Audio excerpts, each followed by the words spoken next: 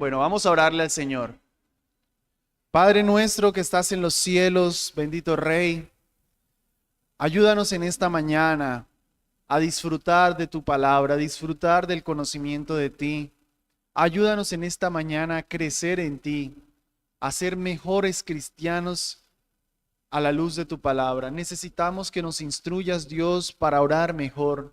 Ayúdanos, Señor, desde hoy, los siguientes domingos, a aprender acerca del Padre Nuestro y que con estas enseñanzas, Dios, podamos acercarnos mejor a ti en oración y disfrutar más nuestros tiempos de oración.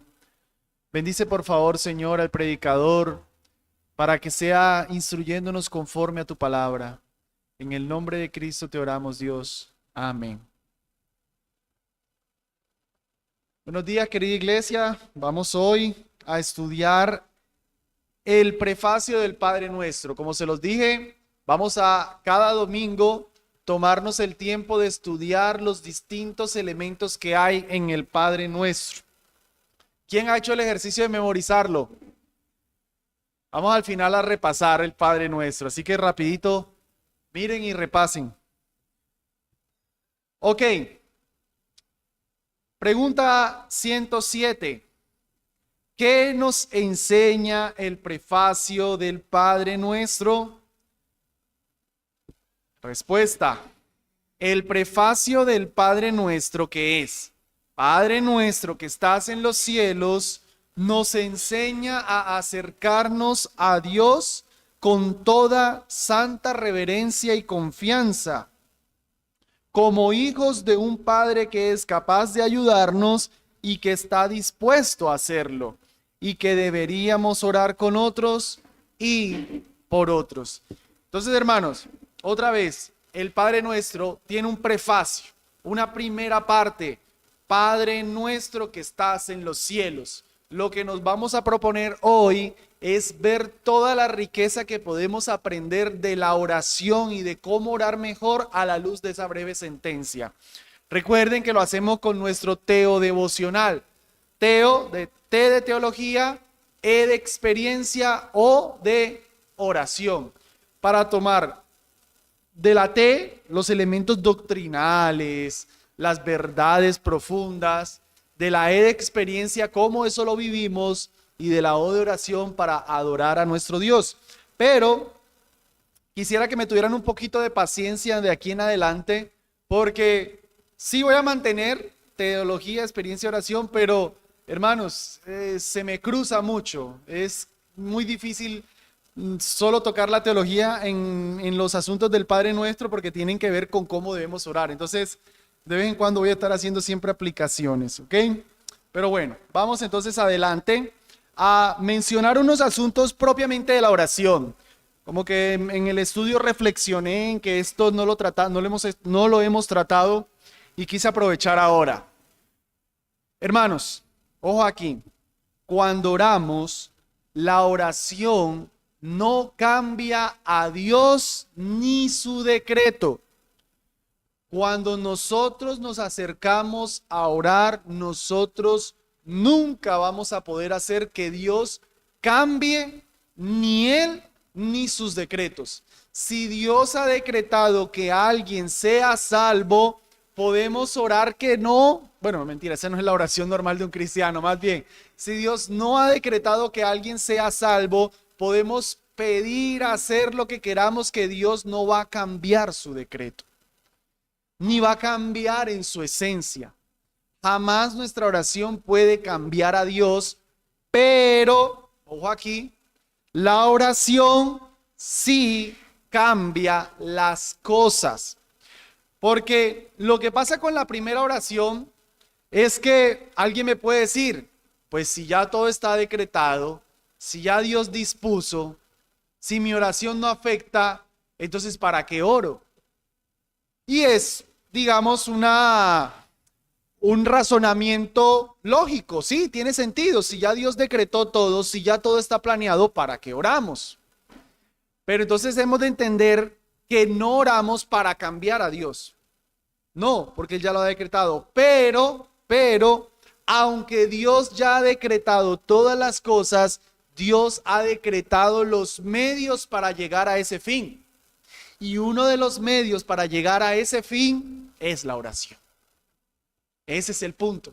Entonces, cuando decimos que la oración cambia las cosas, por si de pronto no les gustó, como que no sonó muy reformado, entonces si quieren entiéndanlo, la oración hace que cosas pasen.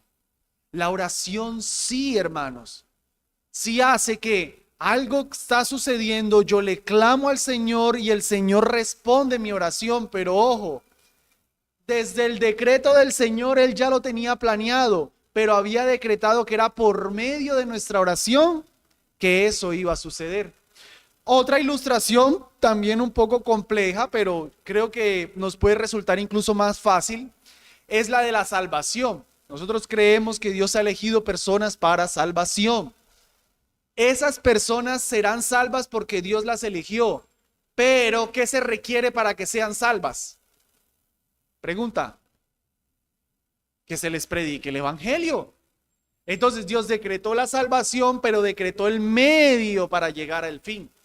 Entonces en la oración, Dios ha decretado algo, pero quiere que tú ores y por medio de esa oración responder y cambiar el curso de las cosas.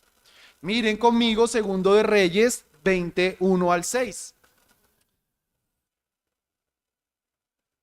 En pantalla, es una porción larga, pero aquí vamos a ver el ejemplo de una oración que cambió las cosas y nos ayuda a materializar, a entender mejor esto. Dice, en aquellos días Ezequías cayó enfermo de muerte y fue a él Isaías el profeta, hijo de Amós, y le dijo, Jehová dice así, ordena tu casa porque vas a morir y no vivirás. Ojo que es el profeta diciéndole de parte del Señor lo que le iba a pasar. Entonces Ezequías volvió su rostro a la pared y oró a Jehová diciendo, te ruego, Jehová, te ruego que hagas memoria de que he andado delante de ti en verdad y con corazón íntegro y que he hecho de lo bueno ante tus ojos. Y lloró Ezequías con gran lloro. Y aconteció que antes que Isaías saliera hasta la mitad del patio, vino palabra de Jehová a Isaías diciendo, vuelve y di a Ezequías, príncipe de mi pueblo. Así dice Jehová, el Dios de David tu padre. He oído tu oración, he visto tus lágrimas, he aquí que yo te sano. Al tercer día subirás a la casa de Jehová, y añadiré a tus días 15 años, y te libraré a ti y esta ciudad de la mano del rey de Asiria. Continúa. Noten, se había dicho que iba a morir. Oró y la oración cambió las cosas. No cambió a Dios porque no es un decreto. Es como que Dios le dice, eso te va a pasar. Ese es el curso natural de las cosas. Así es como se ve todo el síntoma que tienes, toda la situación. Él ora y cambian las cosas, pero no es que Dios hizo un plan B. No es que Dios siempre había decretado que él sería salvo, pero por medio de la oración. Hermanos, aquí es donde nosotros unimos la soberanía de Dios y la responsabilidad del hombre. A nosotros no se nos manda adivinar el decreto del Señor, a nosotros se nos manda ¿qué? A orar y confiar que Dios responde las oraciones. Confiar que las oraciones sí hacen que cosas pasen. ¿Amén? ¿Fue claro eso? Bien, eso como por tocar asuntos más propiamente de la oración. Vamos ahora sí puntualmente con los asuntos del cada una de las palabritas. Padre nuestro que estás en los cielos. Cada una de esas sentencias nos van a ayudar a comprender el prefacio. Primera palabra, Padre. Esta palabra nos invita a pensar en la paternidad de Dios. Ojo que Jesús no nos enseñó a orar Dios nuestro que estás en el cielo. Y ese Padre implica muchas cosas. Pensar en la paternidad de Dios. Ahora, hermanos, nosotros leemos Padre y enseguida surge la pregunta. Entonces, ¿no se le puede orar al Espíritu Santo? ¿No se le puede orar al Hijo? ¿Solo todas las oraciones deben ir referidas al Padre? Bueno, Que diga Padre Nuestro no implica que solamente se le debe orar al Padre, porque incluso en la Biblia tenemos algunos ejemplos de oraciones dirigidas al Hijo. Por ejemplo, cuando Esteban iba a morir, dice que vio los cielos abiertos y vio a Cristo sentado en el trono y le dice: encomiendo mi espíritu, no le tengas en cuenta este pecado. Habla con Cristo. Ananías, cuando recibe la visión de ir a bautizar a Pablo, habla con Cristo en oración. Hermanos, si tanto el Hijo como el Espíritu Santo son Dios, pues es natural que de acuerdo a algunas funciones particulares nosotros nos refiramos a Él. Por ejemplo, en el Espíritu Santo, en la Biblia sí no hay ningún ejemplo de una oración dirigida al Espíritu Santo, pero si entendemos que el Espíritu Santo es quien ilumina la Escritura, pues sería natural que en un estudio, en un devocional, yo dijera: Espíritu Santo trae iluminación de este texto. Se pudiera. Ahora, no obstante, digamos que el patrón que gobierna es las oraciones dirigidas al Padre. Y yo he notado que en el cristianismo es normalmente como se ora, porque así es el ejemplo que tenemos del Padre Nuestro, de las oraciones de Pablo, de las oraciones de todos los santos. Normalmente se dirigen al Padre. Pero quisiera solo hacer la salvedad que no estaría mal que en mi oración yo me refiriera a alguna de las otras personas, porque finalmente es Dios todo, Dios completo. Bien, la palabra Padre también nos recuerda que somos sus hijos por medio de la fe. Y por un lado quiero recordar la paternidad, somos sus hijos que nos estamos acercando a Él con confianza, no estamos delante de un abogado, no estamos delante de un juez, estamos delante de nuestro Padre.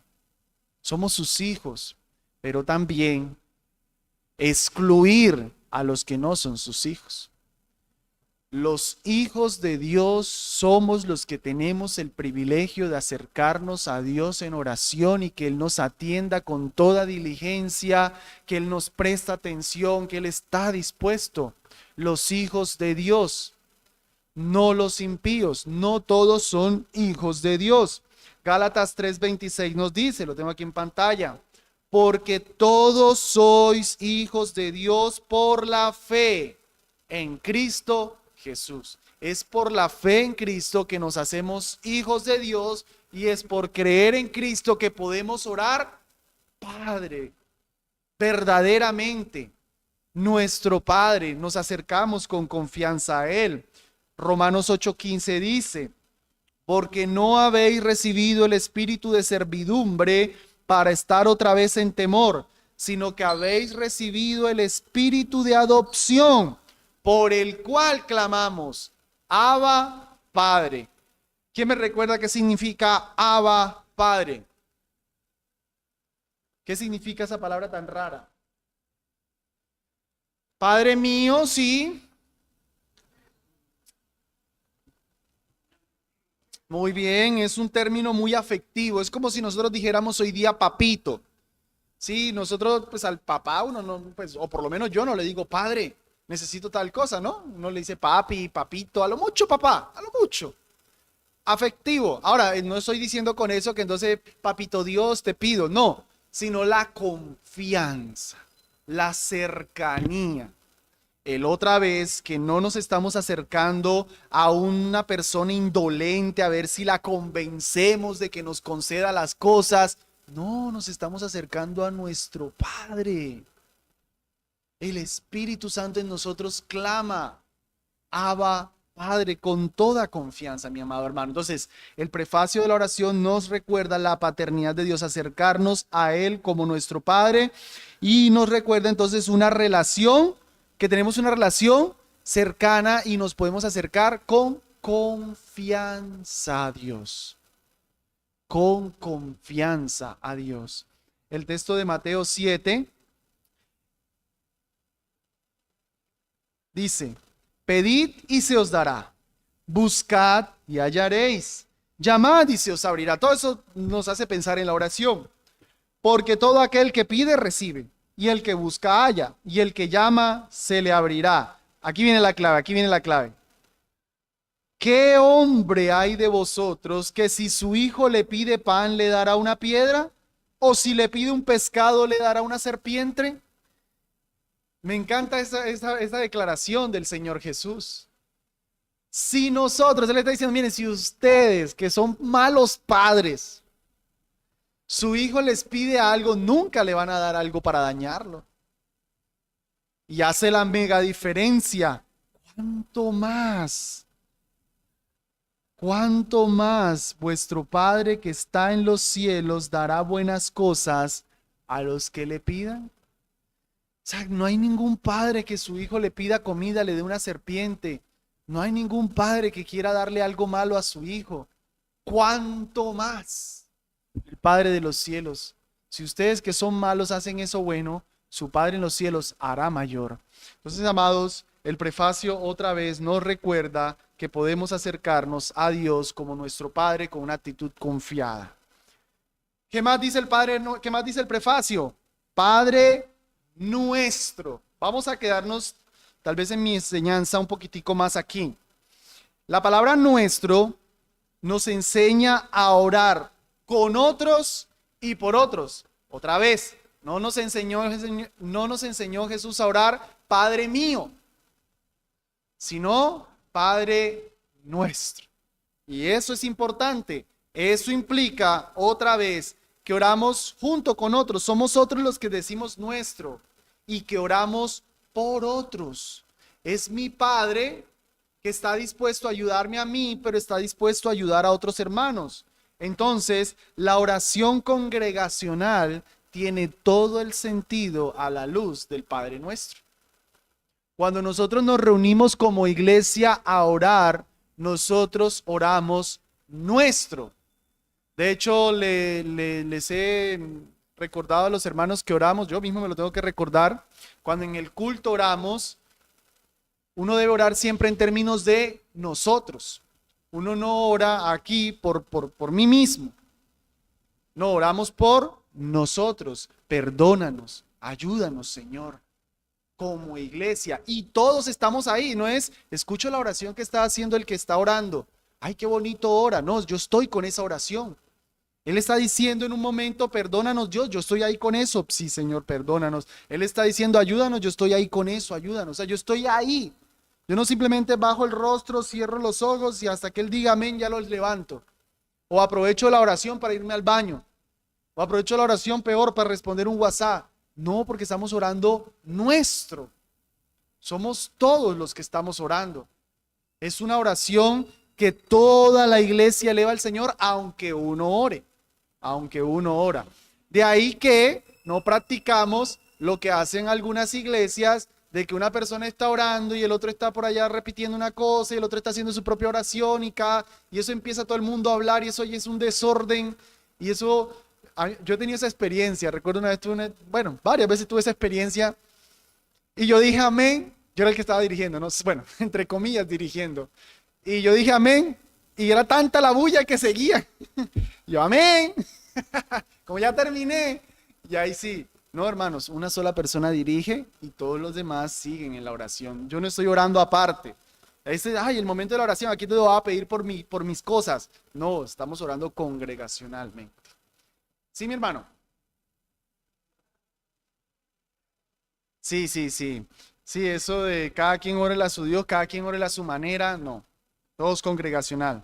Bien. Y como de hecho el hermano también hasta en la oración, no necesariamente eclesiástica, pero si somos 5 o 4 hermanos que estamos orando, es el mismo principio. Uno levanta la voz, los demás seguimos esa oración. Y muy importante lo siguiente, la palabra nuestro nos enseña a interceder por otros. Amados, presten atención a esto porque es una verdad importante para nuestra vida de oración. Cristo Jesús nos enseñó en el Padre Nuestro a orar por otros. La Biblia lo enseña. Miren Santiago 5:16. Confesaos vuestras ofensas unos a otros, ojo, y rogad, imperativo, los unos por los otros, para que seáis sanados. La oración eficaz del justo puede mucho.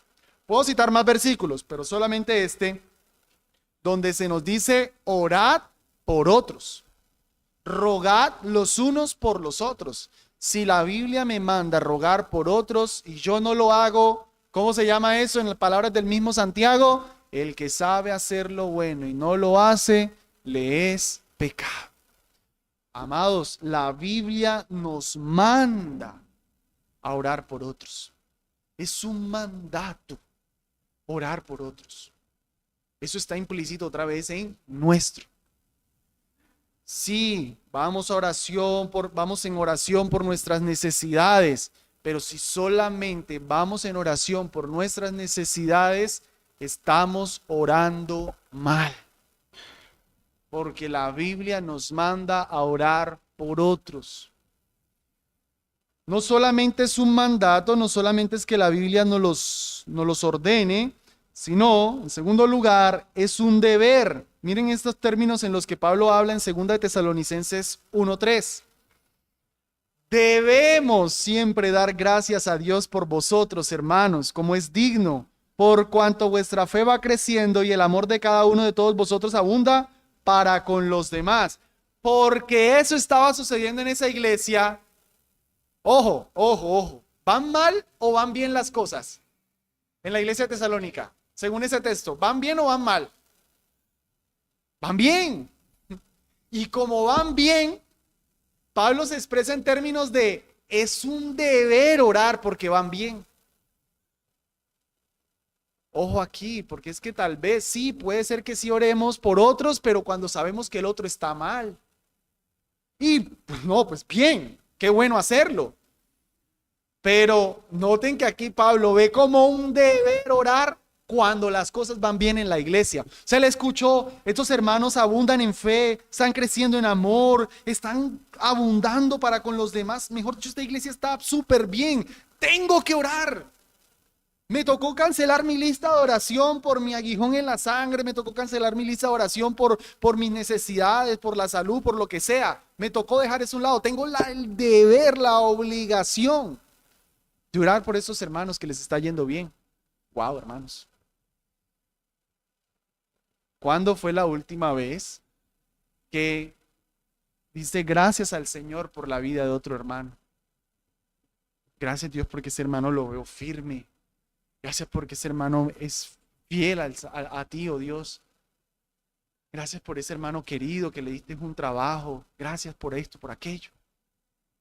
Cosas buenas que estás viendo que el Señor hace en la vida de otros hermanos. Repito, por supuesto, si ves que está en necesidad, ¿cuánto más? Pero me encanta que aquí se presenta como un deber orar cuando la iglesia está yéndole bien. Así es la oración por otros. Tercer lugar, es un pecado no orar por otros. Está implícito en que si es un mandato, ya lo decía, y no lo haces, pues pecas. Miren ese texto de primer libro de Samuel. Vayan allá en sus Biblias, orando nosotros. Dice, entonces dijo todo el pueblo a Samuel, ruega por tus siervos a Jehová tu Dios para que no muramos, porque a todos nuestros pecados hemos añadido este mal de pedir rey para nosotros. Solo que les quería presentar un contexto. Miren, en la clave está en el 23. En cuanto a mí, aquí está hablando Samuel, lejos sea de mí que peque yo contra Jehová, cesando de rogar por vosotros. Dice Samuel, ¿cómo voy yo a pecar dejando de orar por ustedes? Samuel entiende que no orar por otros es un pecado. Mi amado, si cuando se coloca por ahí en el grupo del WhatsApp algún hermano, oren por mí por esta o aquella situación, que tú pudieras decir, ¿cómo voy a pecar dejando de orar por ti, mi hermano? ¿Cómo voy a cometer semejante barbarie de estar pidiendo tanto por mí y no estar pidiendo por otros? Miren los términos de Samuel. Y finalmente, y aquí de pronto abordo un poquito ahorita, hermana, esa idea de interceder por otros, la Biblia la presenta como una bendición. ¿Qué quiero decir con esto? Amado, que Dios puede responderle la oración a alguien, pero Dios en sus disposiciones tal vez quiera bendecir más tus oraciones, y entonces cuando tú oras, Él está más dispuesto a ayudar a la otra persona que si la otra persona le clamara. Para ponerlo en unos términos un poquito más negativos, pudiera ser que la otra persona no sea fiel, no sea justa, sea un pecador, le ha desagradado a Dios y Dios ha cerrado los oídos ante él. Piensa en un hijo, para tomar también un cuadro muy típico de una madre. Ese hijo es un rebelde, es un pecador, es un injusto, y Dios le ha quitado su rostro, Dios no lo va a escuchar, pero ahí viene una madre piadosa y ora por él. Y ahí está ese muchacho diciéndole a Dios, ayúdame en X o X o Y situación. Pero Dios dice, no, no te escucharé. Pero viene la madre y ora. Y Dios dice, lo haré por ella. No por la oración de él, sino por la oración que ella está presentando. Miren eso en las Escrituras. Jeremías capítulo 15, versículo 1. Y me dijo Jehová, si Moisés y Samuel se pusieran delante de mí, mi alma no estaría con este pueblo. Échalos de delante de mí y salgan. Dios había dictaminado una sentencia sobre Judá. Y la manera en la que Dios quiere explicar que eso es irrevocable es que ni siquiera la intercesión de Moisés y se me fue. De Samuel. De Moisés y de Samuel. O sea, que si es como, la idea es como, yo pudiera dictaminarlo y tal vez por Moisés o por Samuel la intercesión de ellos yo lo haría. Pero mira, es tan determinado esto que ni la de Moisés ni la de Samuel la voy a escuchar. ¿Me entienden el punto? O sea, Dios pudiera hacerlo por la intercesión de Moisés o por la intercesión de Samuel.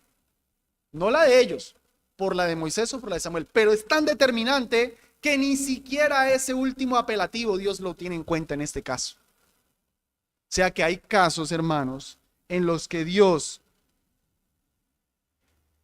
determina cosas que lo único que puede cambiar la situación, lo único que puede responder, no es la oración de la persona que está sufriendo, no es la oración del que está en la necesidad, sino la intercesión de otro.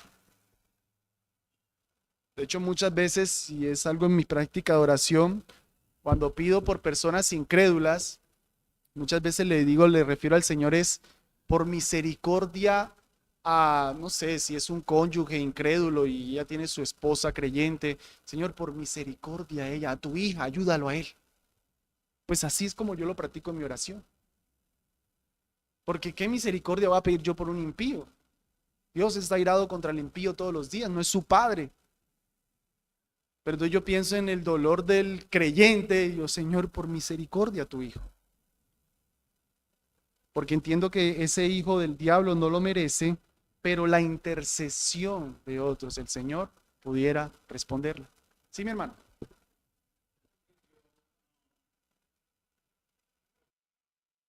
Sí. Sí, lo decías era por lo que yo me referí de que cuando oro por una persona que es incrédula, pido por la misericordia. Pero es que, hermano, en ese caso yo lo decía es en un caso muy terrenal, una enfermedad. O sea, o necesita un trabajo, pero no la salvación. Definitivamente, Señor, sálvalo. Señor, sálvalo, por favor. Ten compasión de él y sálvalo. Si no, vuelvo y digo, lo que quería expresar es cómo el Señor pudiera estar enojado con alguien, pero por su hijo, misericordia a otro, ayuda al que no lo merece. Ayuda al que no lo merece. Por bendecir a su hijo, ayuda al que no lo merece. Porque su hijo esté mejor, porque ve el corazón de su hijo que está turbado, una madre que está turbada por la enfermedad de su hijo y no merece la sanidad de ese hijo rebelde, pero el Señor, como un padre, por su hija que está turbada, pudiera ayudar a ese hijo que no lo merece, por, por ayudar, por bendecir a su hijo. Así es como estoy viéndolo, mi hermano. Muy bien, hermanos, entonces yo les dije ahorita, no, vamos a ver teología, pero mucha aplicación. Es importante interceder por otros.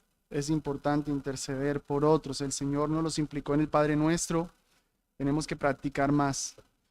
Otras cosas pudiera decir, bueno, voy a esperar las aplicaciones para mencionarlas.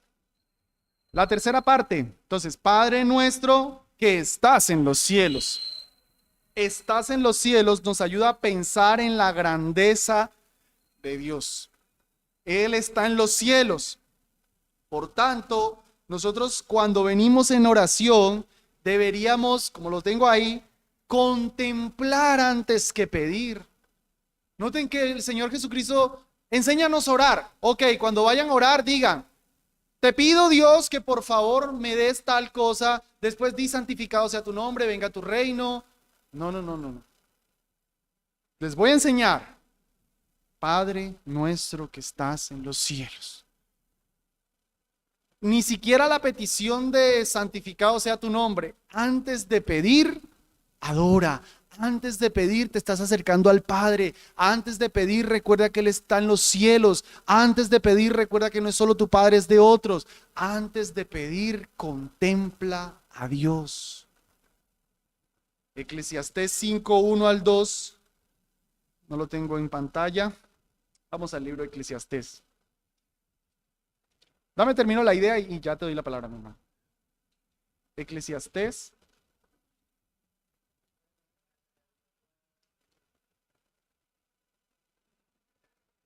Así es, así es. Cuando vayas a la casa de Dios, guarda tu pie y acércate más para oír que para dar el sacrificio de los necios, porque no saben que hacen mal. No te des prisa con tu boca, ni tu corazón se apresure a proferir palabra delante de Dios. Ojo, ojo, porque Dios está en el cielo y tú en la tierra. Por tanto, sean pocas tus palabras. ¿Notan el mismo argumento? Está en los cielos. Como está en los cielos, espérate, contempla. Antes de hablar, antes de presentar sacrificio. Dios pidió sacrificio, sí, pero es un sacrificio de necio el que llega y mate esto rapidito. No, contempla. Piensa a quién te estás acercando. Tómate un momentico, unos segunditos antes de proferir palabra en oración. Te arrodillas, inclinas tu rostro y te quedas ahí. Momentico, ¿qué estoy haciendo? ¿Dónde estoy? Hermano, en ese momento nosotros espiritualmente estamos delante del trono del Señor. Contempla, para un momentico. Está en los cielos. Eso nos invita entonces también a tener reverencia. Ya se los he dicho en otras ocasiones. A ver, hermano, no es que la oración tiene que ser en una posición, pero pues, que sí. No, pues por lo menos ponte un poquito erguido. Si te puedes arrodillar. Si estás en cama acostado, te puedes sentar. No es que estás pecando cuando estás orando acostado, pero si pudieras sentarte, o si definitivamente estás acostado y quieres orar, está bien, pero reverencia al Señor, reverencia al Señor. Estamos acercándonos a Dios en oración. Mi hermano, ¿qué era lo que ibas a comentar antes de pasar al otro punto?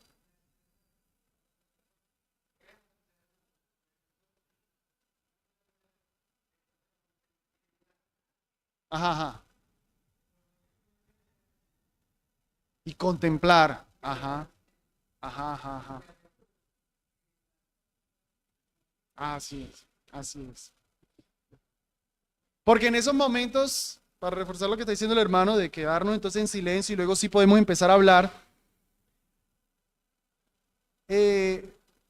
como que no tenemos oración que expresar porque no tenemos que pedir. Porque la reflexión es, qué necesito, qué pido? Señor, ayúdame en todas las cosas, amén. Pero si contemplara, seguro que tendría más que decir. Sí. Ah, sí, orar las escrituras.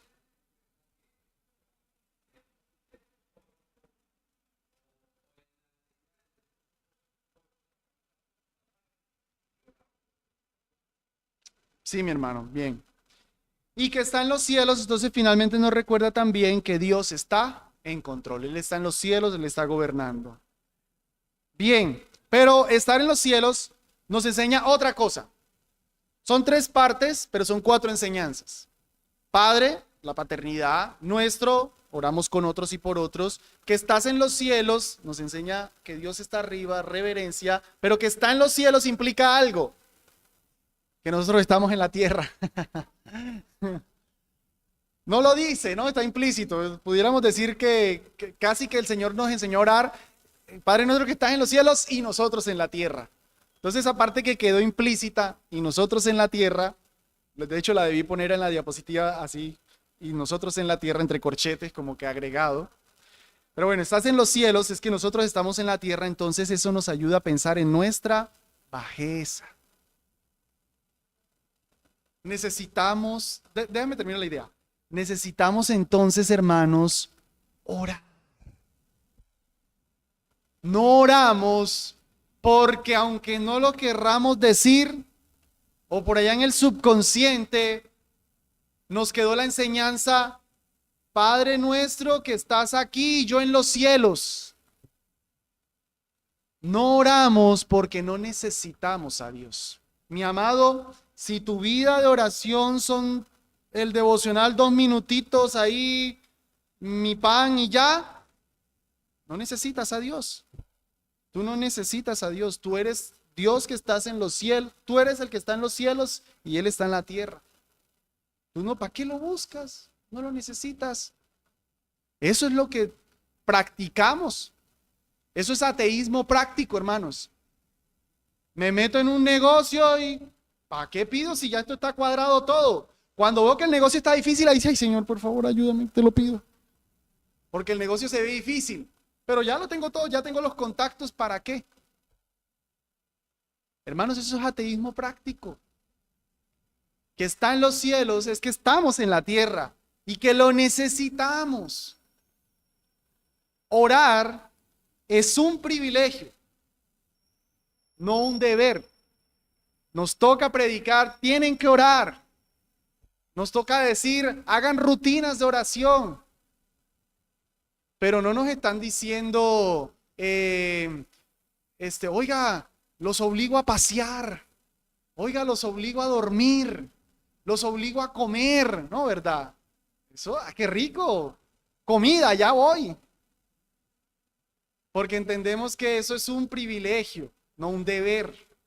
Sí, no, ay, ¿cómo así que toca comer? ¿Cómo así que toca dormir? No, qué rabia, qué legalismo. No, ¿verdad? Pero la oración es un privilegio. Sí, es un deber, la Biblia lo manda, pero es un privilegio. Traeréis así un modelo de oración. Muy bien, amados, vamos a terminar entonces con unas aplicaciones. Número 1, oremos con la confianza de que Dios es nuestro Padre. Ya hice unas aplicaciones de esto, solamente enfatizarlo. Oremos con la confianza de que le oramos a nuestro Padre. Eso nos debe dar la tranquilidad de acercarnos, de tartamudear, de corregirnos. No, Señor, pero eso no, tal vez eso no es lo que quiero. No necesitas, oh excelentísimo soberano, tú que trasciendes. No, estás hablando con tu Padre. Me parece curioso que ustedes van a la casa, bueno, de pronto como la contacta mucho a Abby, pero alguien que de pronto no la conozca mucho, ella se expresa y me dicen, me miran a mí, ¿qué dijo? Yo les traduzco. Yo soy su padre, yo le entiendo su lengüita enredada que ella tiene. Ella no tiene que ponerme el lenguaje excelso. A los demás sí. A los demás sí tiene que esforzarse por vocalizar. Pero conmigo como su padre yo le entiendo, yo sé qué quiere. Dice una cosita, hace una intención. Bueno, ustedes son papás, ¿no? Ustedes me entienden. Eso los hijos hacen una sola cosita y ya uno dice, no. No. Pero yo no te he dicho nada, pero me vas a pedir. Y ellos como que quedan, mi papá es como brujo. Ya uno los conoce, uno ya sabe. Él es tu padre, amor. Él es tu Padre. Acércate con confianza. No necesitas un protocolo. Me encantó una toma que vi una vez. Mostraban a el presidente Kennedy. Estaba sentado en su despacho presidencial y mostraban a su hijito en pañales por ahí, caminando. Y la imagen decía, solo el hijo del hombre más importante del mundo pudiera tener la osadía de caminar descalzo y en pañales. Hermanos, que nadie puede hacer eso en el despacho presidencial del presidente de Estados Unidos. Su hijo. Como hijo, tienes la confianza de acercarte. Sí vimos reverencia, pero vimos confianza, porque es tu padre. A la hora que sea. Dijiste amén y volvió, ay, se me olvidó. Vuélvelo, tranquilo, es tu padre. Con confianza. Dos, como vimos que debíamos interceder por otros, participemos de los cultos de oración de nuestra iglesia. Vamos, hermanos. Los cultos de oración es donde de manera especial obedecemos el deber de orar por otros. Si tú, pudiendo participar de los cultos de oración, yo entiendo, puede ser en la noche, muchos trabajando y demás, pero si pudiendo no lo haces, tú estás dejando de acatar el deber de orar por otros. Participemos de los cultos de oración. Ay, pero es que allá son lo que expresan los hermanos, que la salud, que por la salvación, pues por eso. Si me demuestra que en tu lista de oración tiene más que lo que tenemos aquí los miércoles, bien. Pero seguro que no. Eso nos explica por qué oramos también por municipios o por misioneros o por otros países, porque el Señor manda en Timoteo que se presenten rogativas, oraciones, peticiones y acciones de gracia por todos los hombres, por los que están en eminencia. Por eso oramos por Petro, por eso oramos por Juan David, por eso oramos por los senadores, que el Señor lo mandó. Hay que orar por ellos, es mandato del Señor. De hecho, hermanos, una corrección, no siempre entiendas, por ejemplo, orad sin cesar. ¿Qué entendemos? Yo, que ore sin cesar yo. Pero ¿a quién le dijo Pablo orad sin cesar? A una iglesia. 1 Tesalonicenses 5:17. Entonces nosotros orad sin cesar, ok, yo aquí en mi casita voy a orar sin cesar. No, Pablo se lo dijo a una iglesia. Como iglesia, oren sin cesar. Es principalmente una orden a una iglesia. Orad vosotros. Es porque no entendemos siempre el plural. Orad, no dice ora sin cesar. Orad con D al final. Vosotros, orad. La iglesia. No tú. No es ora sin cesar. Es orad vosotros como iglesia sin cesar. Tiene aplicación para la vida diaria, pero es una orden eclesiástica. Déjame termino, mi hermanito, perdón. 3. Intercedamos por otros.